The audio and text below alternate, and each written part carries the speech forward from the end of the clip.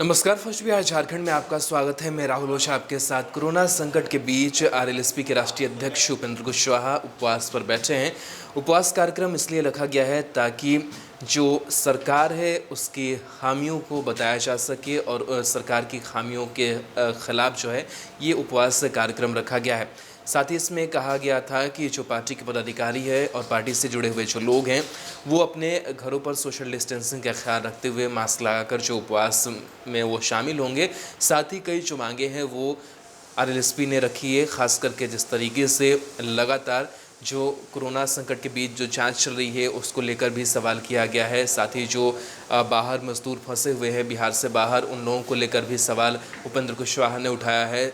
साथ ही जो कोटा में फंसे हुए छात्र हैं और लगातार जिस तरीके से संसाधनों की जो आपूर्ति है बिहार सरकार करा रही है उसमें कई खामियां जो है वो देखी जा रही। तो इन तमाम चीज़ों के ख़िलाफ़ एक आवाज़ बुलंद करने की जो कोशिश है उपवास के माध्यम से वो करने की कोशिश की गई है। तस्वीरें आपको दिखा रहे हैं किस तरीके से उपेंद्र कुशवाहा अपने वैशाली स्थित आवास पर बैठे हैं और वहाँ पर उनके साथ तमाम जो उनके सहयोगी हैं वो भी नज़र आ रहे हैं और वो लोग उपवास में शामिल हुए हैं। सोशल डिस्टेंसिंग का ख्याल रखा गया है। उपेंद्र कुशवाहा भी नज़र आ रहे हैं। उपेंद्र कुशवाहा ने क्या कुछ कहा है इस उपवास को लेकर के और सरकार की खामियों को कैसे गिनाया है और क्या कुछ मांगे रखी है कोरोना संकट के बीच आरएलएसपी पार्टी ने, वो सुनिए।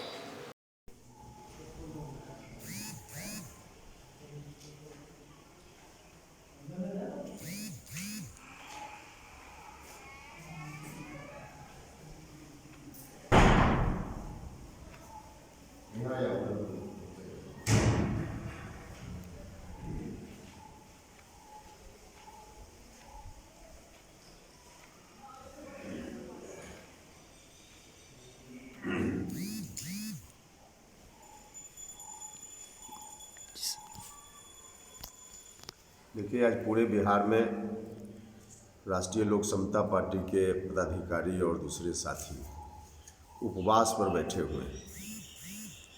उपवास का कारण है क्योंकि अभी जो कोरोना वायरस के कारण स्थिति उत्पन्न हुई है, इस स्थिति में सब लोग लॉकडाउन में बंद हैं। लॉकडाउन का पालन करना चाहिए, हम लोग भी कर रहे हैं।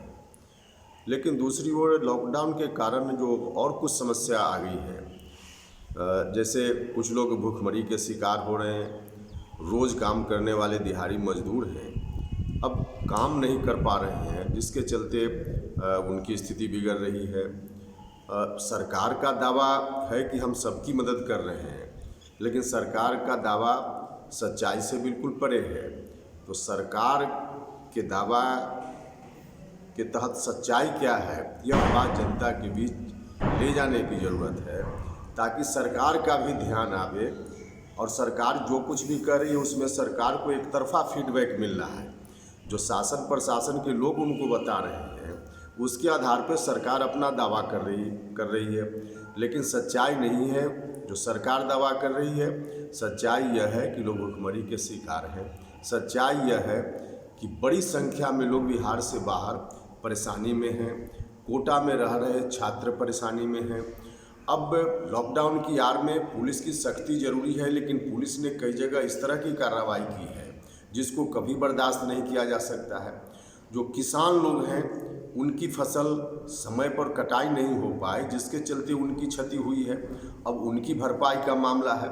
अब तमाम तरह की स्थिति के रहते हुए और सीधे आंख बंद करके देखते रहा जाए और सरकार एक तरफा अपनी बात कहती रहे तो यह ठीक नहीं है। इसलिए इन सवालों पर, इन समस्याओं पर सरकार का ध्यान आकृष्ट करना जरूरी है ताकि सरकार को फीडबैक भी मिले और सरकार का ध्यान भी इन समस्याओं पर आए। इस मकसद से उपवास का कार्यक्रम लॉकडाउन का पूरा पालन करते हुए, सोशल डिस्टेंसिंग, फिजिकल डिस्टेंसिंग का पूरा पालन करते हुए हम लोगों ने तय किया और आज पूरे बिहार में हमारे साथी सब जगह उपवास पर बैठे हुए हैं। यही कारण है उपवास के रूप में हम सब लोग जो आज बैठे हैं इसके पीछे। बिहार के आधुनिक अस्पतालों में से एक NSMCH multi speciality 350 bedded hospital, अनुभवी डॉक्टर एवं ट्रेन्ड पैरामेडिकल स्टाफ, विश्व स्तरीय सुविधाओं के साथ अत्याधुनिक ऑपरेशन थिएटर, ICU, NICU, निशुल्क OPD परामर्श, 24 घंटे इमरजेंसी सर्विसेज और जटिल गर्भावस्था का इलाज। Netaji Subhash medical college and hospital, Amhara, Bihta, Patna.